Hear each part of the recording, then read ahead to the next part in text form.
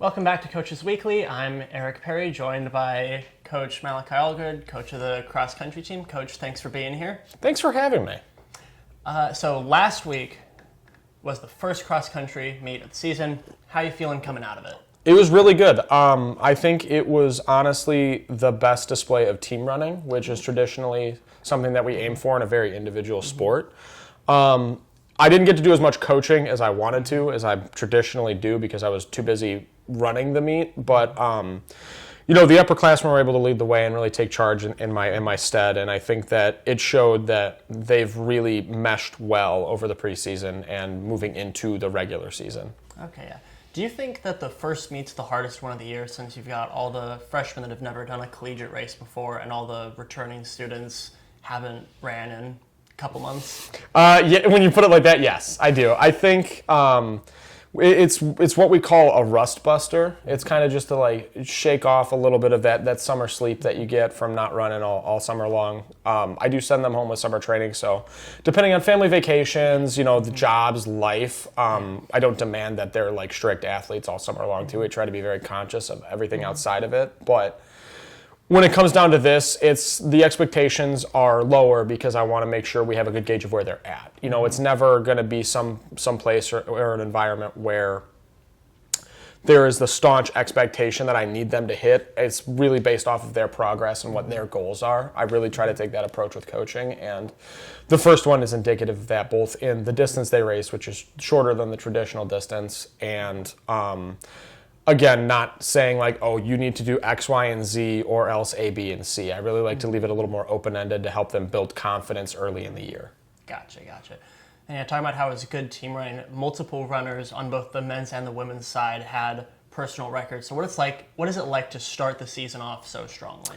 Honestly, it makes it sound like the training is working, so it makes me look great. Greater than normal already, of course. But I think that sets a good tone, throughout the year in terms of allowing them to have that little notch of confidence, especially because the first race is the hardest one, and just giving them an idea of this is what hard work gets you. Pretty much everything that we celebrate as athletes is on the other end of hard work, and so this is the fruits of their labor coming to fruition early. And I think as long as they kind of keep that in mind throughout the process, it'll make it easier to get through as we continue on into October and November as well. Okay, so the stuff now will help build them up for down the line when you get near the end. Progress is a process, Eric Perry. So speaking of good results and progress, Ariel Martinez got 13th place in the meet. Do you think that's a sign of good things to come for her this season? Yeah, I mean, she's come in way faster than she was last year. We were fortunate enough last year for her to get an all-conference bid during cross-country as well as indoor and outdoor track. She's been regularly all-conference the last 2 years now, and so I think the fact that she is already significantly further ahead than she's been previous years and still performing at that level shows us that she's still got a lot left in the tank for that final year. Gotcha.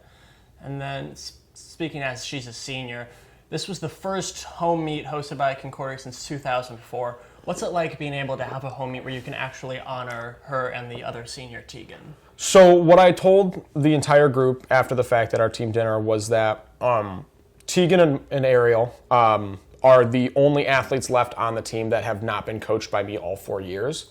And so for me, it was an honor to have them kind of as an inheritance from the previous coach who was my coach. And so there's a little bit of that inherent running nepotism there, and I could not have asked for two better people.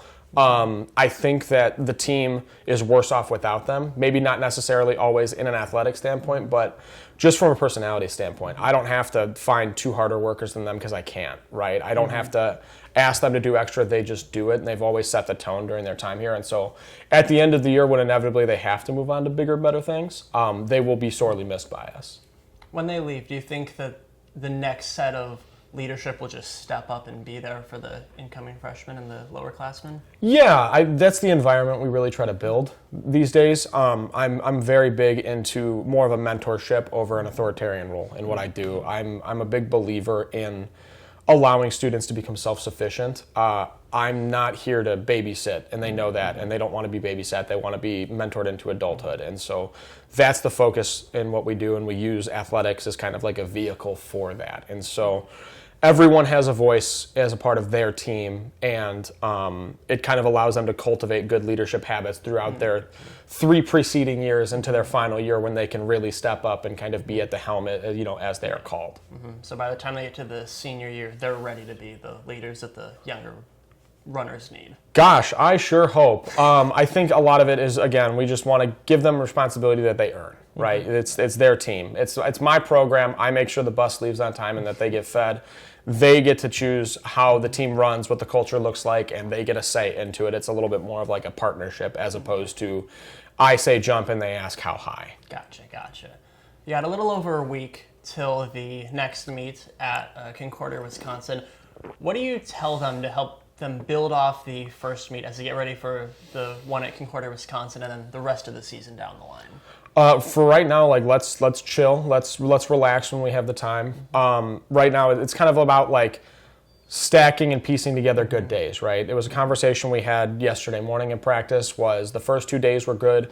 Let's keep on having singular good days so that inevitably in about 9 or 10 days when we race again and it's a full distance race, they have 2 weeks worth of good days stacked up as kind of a foundation. It's really about building a wide base so that the peak can be higher at the end of the season. Gotcha. I think that's all I have for you today. I love that. Oh, I'm sad, but I love that. Thank you very much once again for joining me. I've been Eric Perry. This was Coach Allgood. We'll see you next week on Coaches Weekly.